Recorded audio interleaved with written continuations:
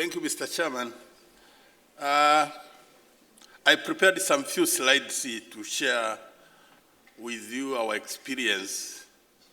My name is Kagaruki. I'm from Tanzania. I'm coordinating the livestock identification and traceability activities. My co-author, who is the director, has not managed to come this way, but I will do it on his behalf. The outline of my presentation is as it was indicated by organizers. As part of introduction, Tanzania is a huge country in terms of livestock keeping. As per 2012 Population Census, we have about more than 3.8 million households who keep cattle, sheep, goats, and poultry. And the main livestock species kept are, as indicated in the slide, around 24 million cattle. We rank third in terms of cattle population in Africa, as well as in other, even in a small ruminant population, as it is indicated in the slide.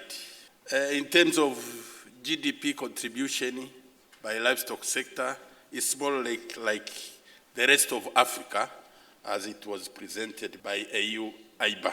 Now, the location of Tanzania, for some of you who are not familiar with the country, we are bordering a number of countries, African countries, more than 7, I think. Now, there's something I would like to mention, although I didn't plan it for it. Ours is divided in 2 regions. We call them regions. Now, under those, we have 25 administrative regions on mainland part of Tanzania, leaving Zanzibar, because we have a peculiar kind of union between Tanzania mainland and Zanzibar. I'll concentrate more on mainland. We have 25 regions, and under those 25 regions, we have 164 local government authorities. Now, our administrative system, somebody in the morning mentioned of implementation being done under different ministers. I think maybe he was referring our country, because implementation is mandated to local government. I mean field implementation is mandated to 164 local government authorities who are semi-autonomous, and they have different priorities. Now, the policy we are currently pursuing, the D by D, we tend to leave the local government to conduct their own business without much central government interference. Now, livestock identification is one of the areas. I wanted to mention that one. Now, this slide is outlining the chronology of events in the history of livestock identification and traceability. We can trace it back from the year 2001, when we had a national livestock stakeholders workshop. This was chaired by the Honorable President Benjamin Mkapa, and one of the deliberations was to come up with the livestock sector which is modernized. And the result of the workshop was the National Livestock Policy in the year 2006, which under this one, Article 3.10, is specifically stipulating establishment of national livestock identification and traceability system in the country. And in order to fast track the system, the special unit was formulated in 2007, and the government in year 2006 separated the livestock to its own ministry in order to attract more government funding. So further on that one, on the year 2008, we added to contract a consultant, an international consultant, to carry out a study and advise on appropriate livestock identification and traceability system for the country. And the consultant, I'm glad they are also around in this workshop, This consultant study was carried out by a German consultant known as ADT, and our system was based very much on their recommendation. In the year 2010, we came up with a legal framework specifically for livestock identification and traceability. And the principal legislation is known as the Livestock Identification, Registration and Traceability Act, number 12 of year 2010. But it was later chapterized, and it can now be cited as Chapter 184 of Law of Tanzania. It is specific for livestock identification and the traceability system. And in order to operationalize the principal legislation, we had to formulate a comprehensive regulations which defined on how the system will be established. So further to that, now there was one condition by the Parliament when passing the principal registration, was that the government should incur cost for establishment of the system. Now the government had to look for support from external source. Lucky enough, we got some support from FAO and under TCP project. It was a small project, but specifically for development of livestock identification and traceability database. And that one was carried out between year 2012 to year 2014. Now, based on the consultant recommendation, these were basis of our technology, which technology to opt for livestock identification. So we have to opt for two parallel identification systems.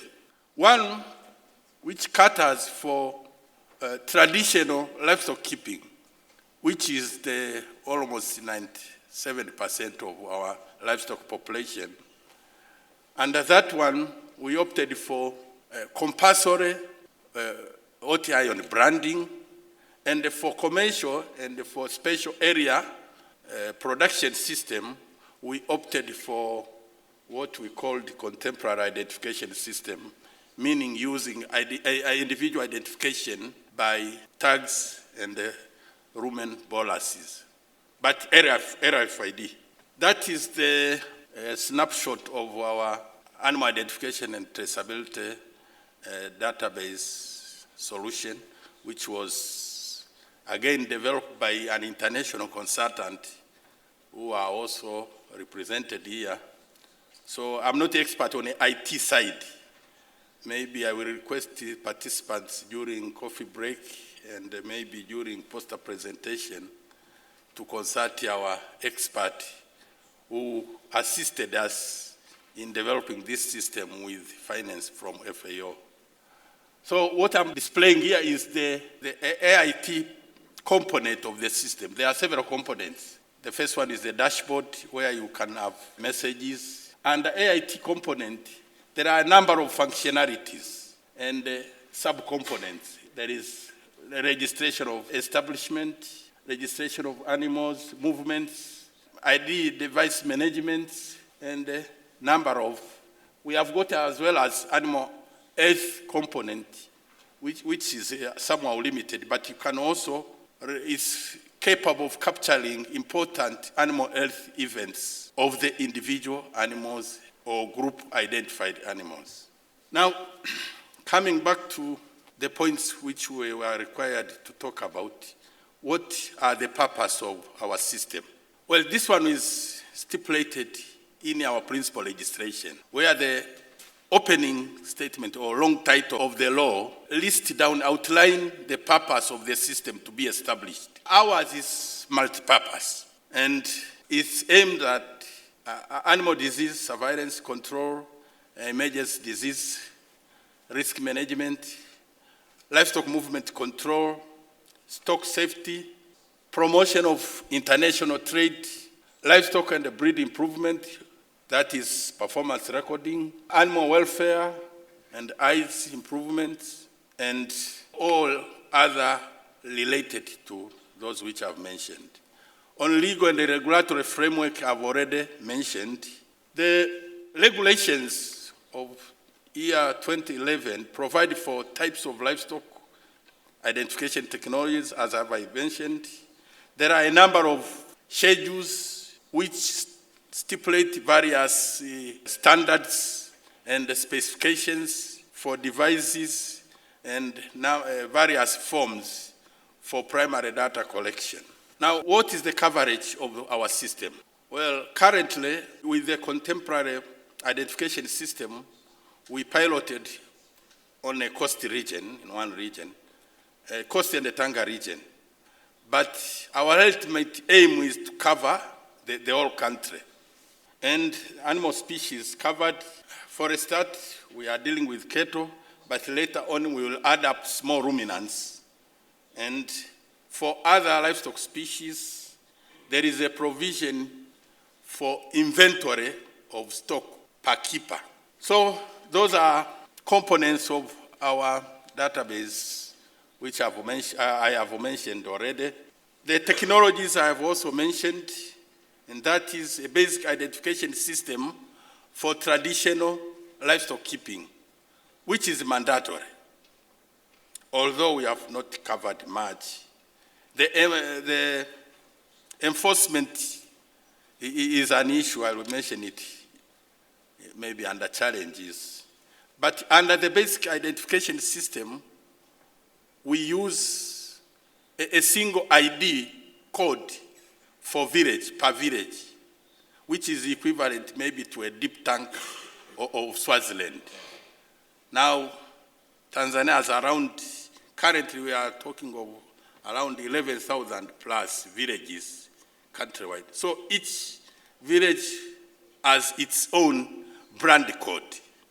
So all cattle kept on that village will be branded by a national brand code, but there is an option for owner's brand. Now, for contemporary identification system, we have opted for RFID ear tags and RFID boluses, but the bolus has to be accompanied by visual ear tags. And here we borrowed some experience from Botswana on part of management, because it's difficult to have bolus or RFID readers for management purposes and other purposes. So if one uses RFID bolus, it has to be accompanied by visual tag. Let me outline some of our main challenges. The main one is the financial resources, both at central and the local level. There is also an issue of human resource. There was something which was mentioned in the morning.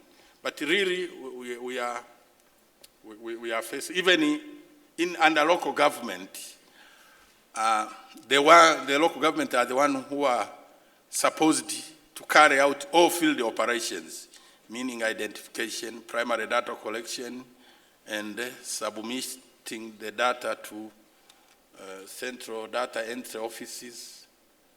So there is also a challenge of human resource. We don't have enough extension officers. And even at the central level, we still face some problem with staffing. Well, some of challenges, we have not yet faced them, but we are trying to imagine that maybe in the future we might face some of these ones. But one thing on part of database, ours is open source mainly. As I said, I will leave that to our consultants, because I cannot, even if I want, I cannot explain properly the IT part of it. But ours is an open source, so we don't depend very much on technical backup. We think that maybe had we had incentive of high value market, this could have been an incentive to farmers to adopt the system. Now, what we are doing in order to address some of these issues, there is an issue of financial resources, as I said.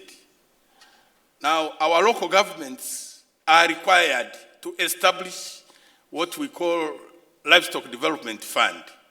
Currently, that one has no legal backing. As I said, the local government are semi-autonomous.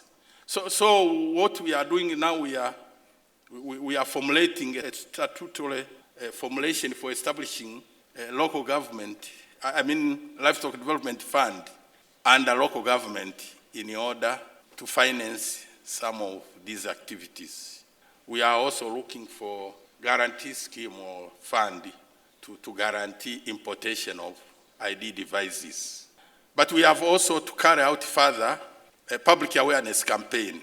Under TCP project, we had some fund under this component, but we think that one was not enough. Now the government has to embark on further public awareness campaign and support capacity building to staff who are doing the field operation and our IT staff. We feel that they still lack some technical know-how. There is one thing which I didn't mention. Somebody in the morning said we tend not to mention some of obstacles we met. We had some problem with our section of our pastoral livestock keepers, especially on on eastern and northern part, especially the Maasai. They feel that the system is interfering with their cultural and the way of life. Well, not all of them. And though there were adequate participation, but still we faced some resistance. We are not sure whether it's genuine or it's man-made. But I would like to mention that one because somebody said we don't like to talk all the bad thing on the system. Thank you, Mr. Chairman.